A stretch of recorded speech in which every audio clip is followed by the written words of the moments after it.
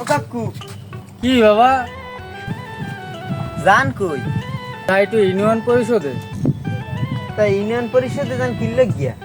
ওই জাইলের চাল দেবে, কয় কেজি দেবে করতে আরো পোলাগ্য গেছে নদীতে জাল বাইতে। জালের চাল তো 80 কেজি হরিয়ে দেই। তাই কাঠ আনছেন? হয় কাটান। কই দেই কাঠখান দেই, কই দেন হাতে দেন। দাও কাঠখান দাও। কাঠখান দেবে কি? চাউলন তো যাম না। এককালে সোজা বাড়ি যাও সোজা। কার দিদি বেটা চাউলন তো যামু বেটা। কি এখন নদী ঘিরে ঘুরে এককাল সোজা?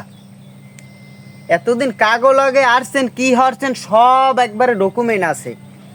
কাগো লগে এতদিন আসছেন, হ্যাঁ দেখি নেই তো ঠাটা পড়ছে মগু এককালে সোজা বাড়ি আডা দে একবারে ঘিরে ঘুরে ছুড়ে হেলাই দেবো শালার পর শালায় মাঙ্গের পায় মানুষ চেনো নাই খেলা দেখাই দেবো কলো একবার সোজা বাড়ি আট